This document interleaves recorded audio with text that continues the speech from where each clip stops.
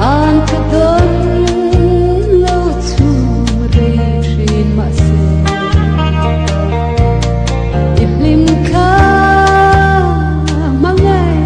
su su hi hun le ni tia lo